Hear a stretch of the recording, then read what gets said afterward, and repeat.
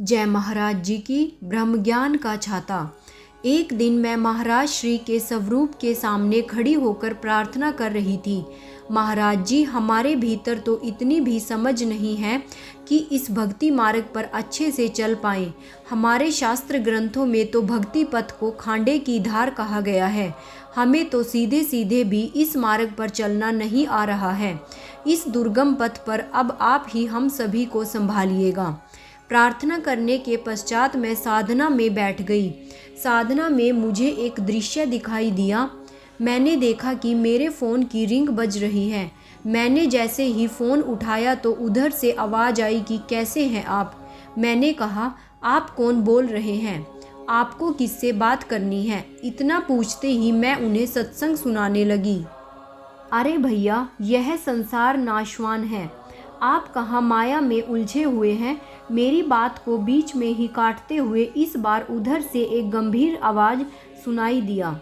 उधर से आवाज़ आई, ध्यान से हमारी बात सुनो। जब कोई व्यक्ति धूप में अपने साथ छाता लेकर चलता है तो धूप छाते पर पड़ती है या व्यक्ति पर।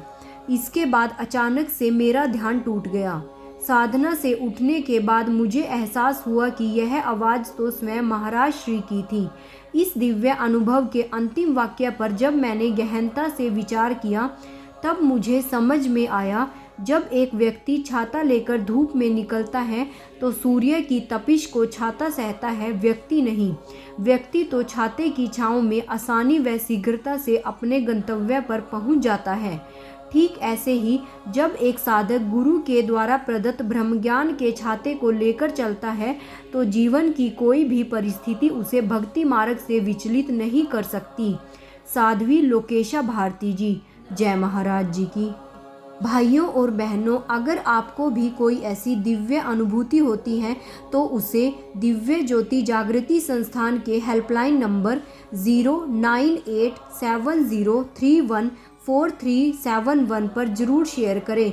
समय है सुबह 11 बजे से शाम के 7 बजे तक।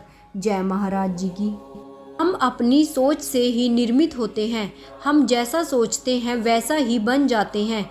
जब मन शुद्ध होता है तो खुशियाँ परछाई की तरह आपके साथ चलती हैं।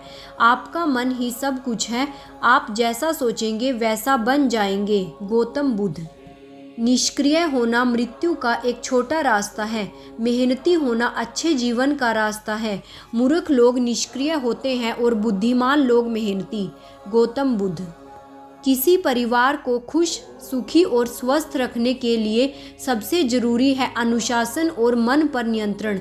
अगर कोई व्यक्ति अपने मन पर नियंत्रण कर ले तो उसे आत्मज्ञान का रास्ता मिल जाता है। गौतम बुद्ध।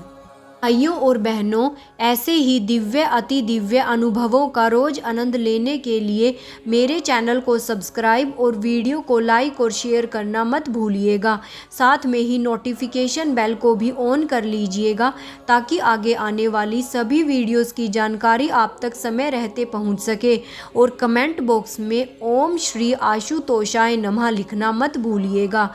जय महाराज जी की। जय आशु पिता भगवान की। ओम श्री आशुतोषाय नमः।